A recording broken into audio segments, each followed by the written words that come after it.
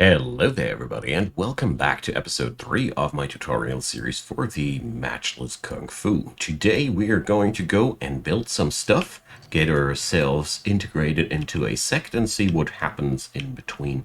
Building stuff in this game is very important and it offers you a base of operations. When you press the letter H on your keyboard, you get into the building menu, and as you can see here, there's a real lot of things that we can build one day, but as we see here, we're currently not meeting the conditions of most things, so there's only residences that we can't build.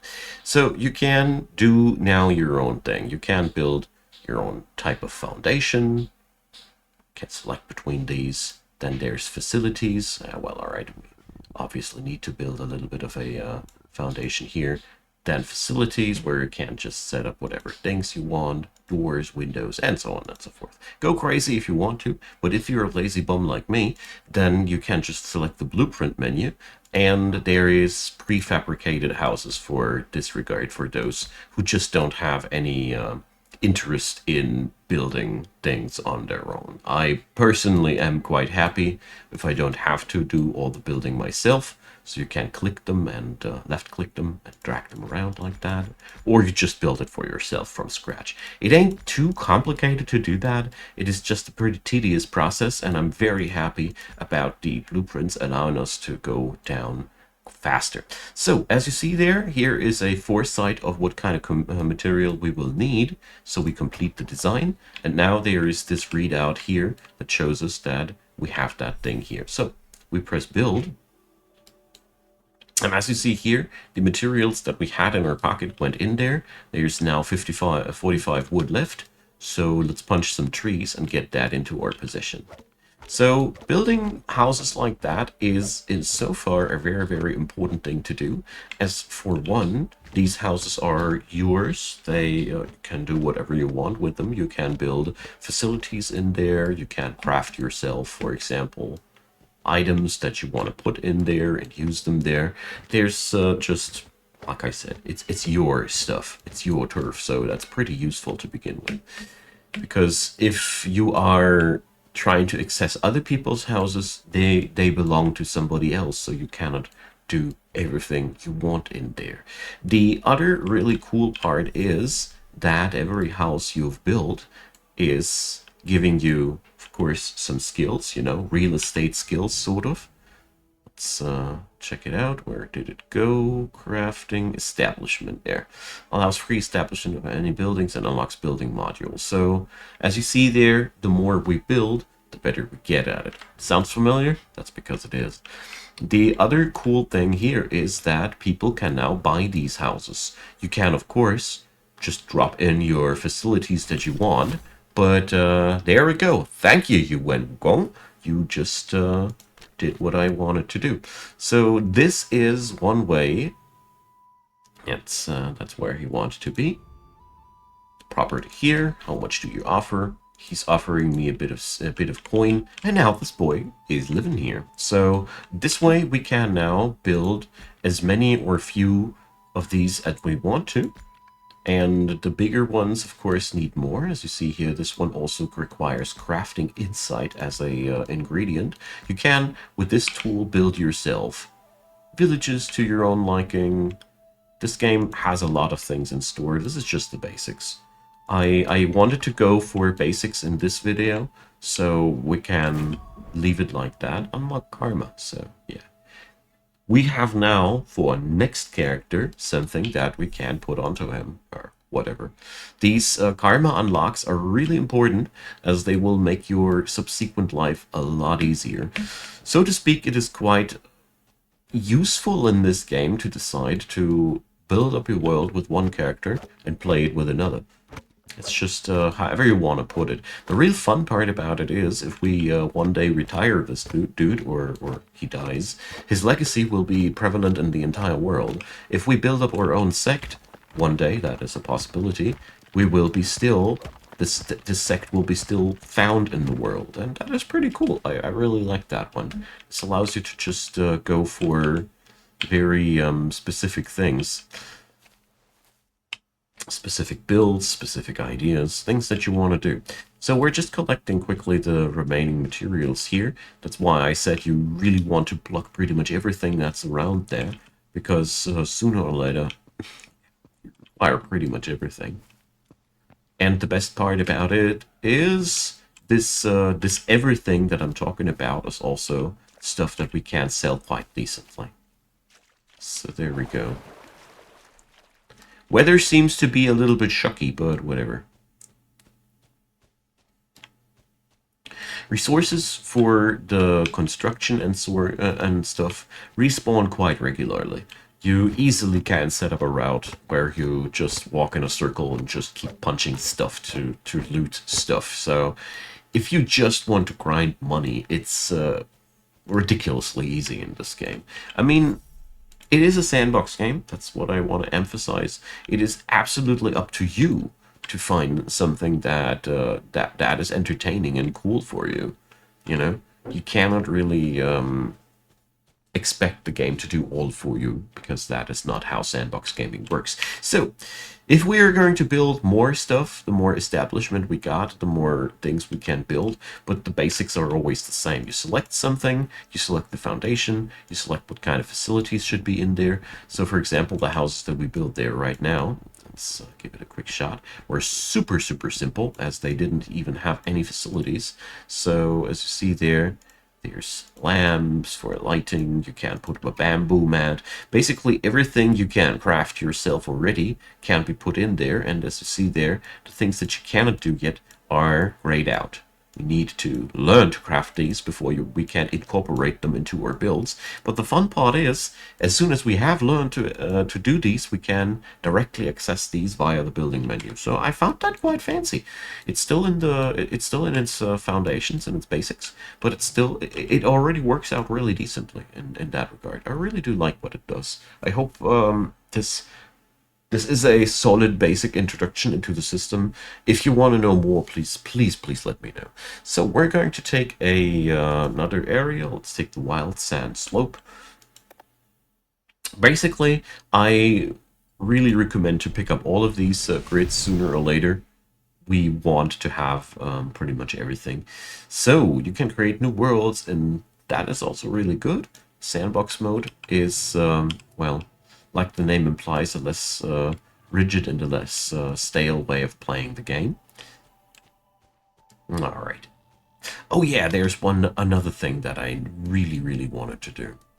So before we go over to our SECT, let's head back to our crafting menu real quick.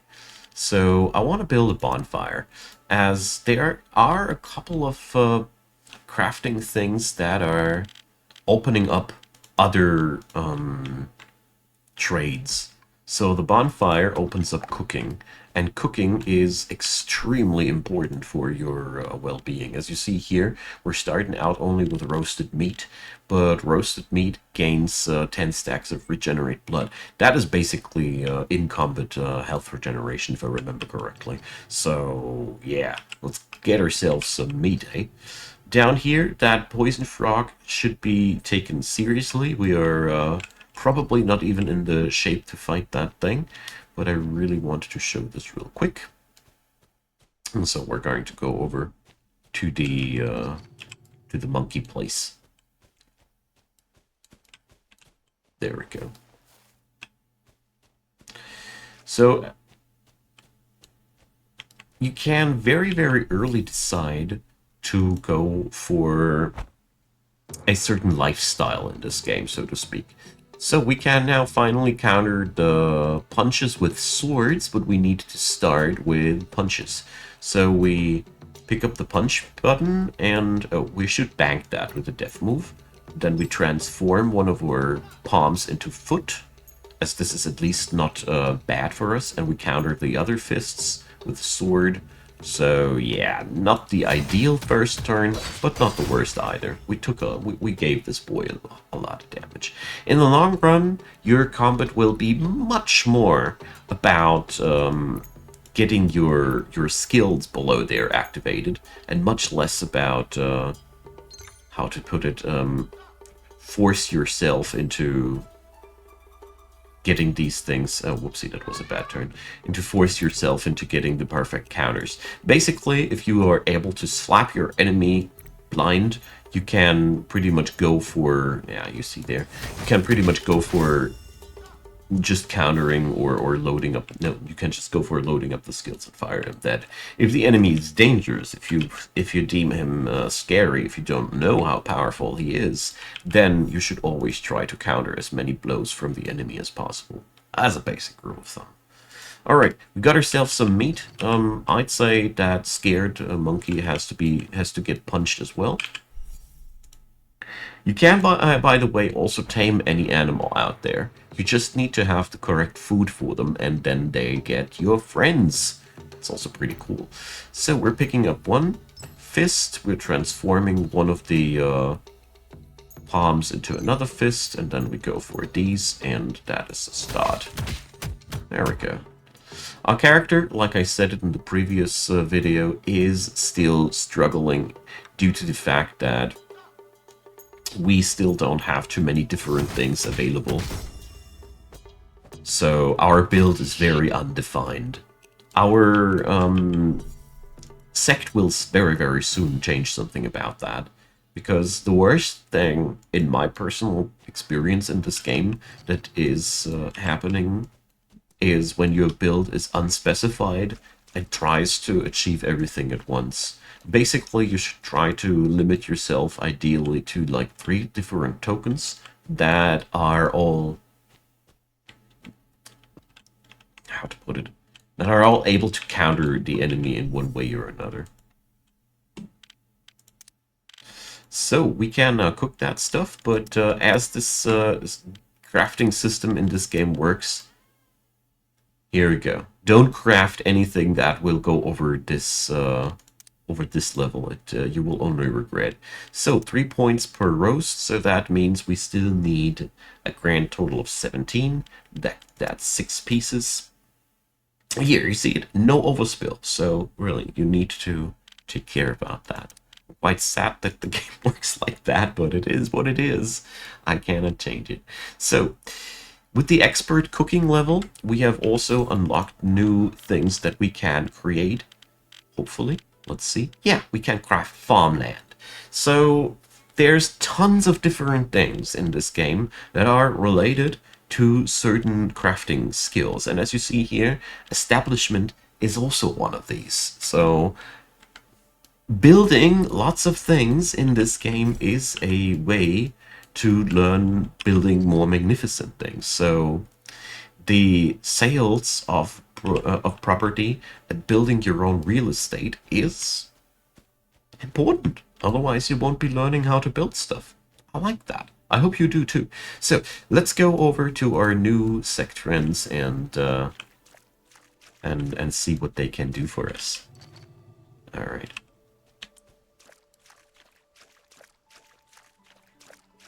Yeah, as you see there, fire people are living in a hostile environment, and heat state has reached 5. Here, heat is high enough to slowly kill us. So we need to take care, and we need to be around here fast. This is a typical thing about sects. You need to look for the bulletin board. And down here, let's see, entry requirements, weapon usage. We need to learn weapons before we can get ourselves a entry application here. What a pity. So let's see, we can ask people to teach us that, but we don't have the necessary affinity with the people here. So we're just going to leave this place for now. As you see there, we're burning. Better clothing does help you with that. So let's see, did we get some meridian damage already? So yeah, we already have a couple a damaged meridian here. So let's cure that.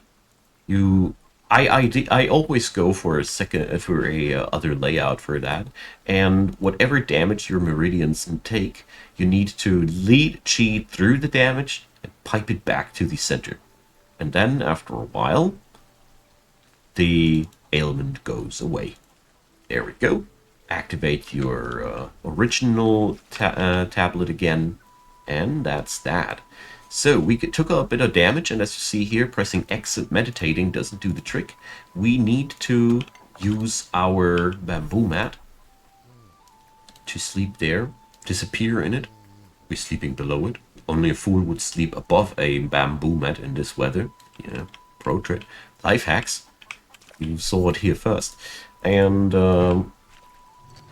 yeah, that's how you heal yourself. But we can also, if I remember correctly, use the meat now that we got. So what I'm going to do now is I'm going to check if anybody of the people here has a has that knowledge that I need. So you could request them. Here, weapon usage is available. And, well, let's see. Would we can assist her? Let's see if we can teach her something. Obviously, we can teach breathing skill. And let's see. We have 30 points of affinity due to that. We can always talk to people. And we introduce ourselves. And we compliment the other person's looks, if I remember correctly. That always helps. If I remember correctly, looks is either always neutral or positive, whereas the other things can be sometimes bad. You could also gift them a house or do whatever you want to, but we are already okay with that. And now we see if there's any quests we can do. There we go. Stone plate. I really don't know if I can craft that, so let's be careful around that. And as you see there, slowly you can get yourself friends with people. But there's other ways to learn weapon usage, and that is by clapping enemies with it. So we're going to go back to our eagle friends and give them a good sword weapon. I just wanted to show you that you can learn things from all manner of different angles and perspectives. This is, to me, I find it very important for this game because it's a lot about defining your own story. There is, look, you can even learn flying on water. It is currently in the early access of the game, so gosh darned easy to just break the system and get everything super fast. Been criticized in the first episodes already how easy the game is, and that I make it look harder than it is. But for one, I think this game will not be staying like that. It's early access after all. And the other thing is, I really want to showcase the game how it's meant to be played. So, the kicks do counter swords, so that is really, really bad for us. But we're going to do this as follows. So we're going to do 2 punches to counter the kicks. Then we do the banking skill, and then we go for all the remaining swords. There we go. So, and here we do the same thing. We go and use the kicks to counter the swords, and then we do the banking move. Then we morph one thing into a sword. There we go. Here it's now all about just using as many weapon usage nodes as possible. Because you see there, we're leveling it up. While we're also looting up some things there. Which is also good. There we go. There you saw it had a tame function with 50. I don't know what it is. So let's do a banking move for the kick and a, let's see, we almost have no swords on the table. Tell you what, we're going to morph one of the slaps into a sword, and then we go for punches like that. Hopefully I'll get more swords. So here you also see that the game is very random in what you get sometimes. So here we go. Mystery token gave us, oh yeah, 5 swords. Perfect. Alright, so this way we're now playing suboptimal for the sake of skill grinding. Sometimes that's obviously what you need to do, but it really doesn't matter. We could also use the Eagle Bionic there, but as I remember, this doesn't increase your weapon usage. So let's see, are we already there? Hotkeys. Abilities, come on, I keep forgetting that. So yeah, we're almost there. We need to kill one more eagle. And on a positive, we're gaining lots of meat that we can then use for our cooking training, which ain't bad at all. And just to show you here, you can always use items in combat. So you use that, and then you have here, each stack restores 10 vigor. There we go. So we regenerate a lot of vigor with that just on its own. Personally like that a lot. So let's bank that sword. Obviously we don't have more swords than that. Oh, we got a 1 as a bonus there, because we had a triple. Brilliant. So here, let's go for the double fist to counter the kicks. And then we transmute the fist into a sword. I wanted to use the banking move still, but that thing is dying anyways, so that's that. There we go. Weapon usage went up, and not only did we now gain access to the SECT with that, we also gained more damage and more effectiveness on our weaponry, so it's really good. And if you do these deep jumps, save your second jump for right before you hit ground. You will break your legs if you don't. I can't say that because I broke my legs, because I didn't. Some nice person will carry you to the hospital once. Just so you know. Alright, there is food that makes you resilient against heat. There is clothing that makes you resilient against heat. And if I remember correctly, there's also inner Kung Fu that makes you resistant against heat. This goes for all the conditions like poison, cold, heat. I think I forgot one, but you catch the idea. So, since we are now taking damage here, we need to complete our business here rather fast. But we can now apply for joining this place. So there is the SECT skills. There's the inner Kung Fu that the SECT provides. So there are a couple of things that you can do within a SECT. And as you see there, we can build houses for the SECT. I'm going to go over these over the course of the time. But for starters, what we are doing to get the SECT going is we're groveling at the feet of our elders and hope that somebody likes us enough to teach us something. So here we go.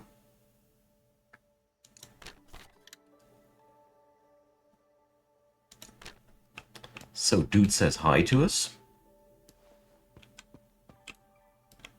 And the very first thing that we're looking for in the SECT is a building with training dummies. Let's see if we can find one in this SECT. Pretty much every SECT that I've been in had that. And meanwhile, we're taking softcore damage, but that is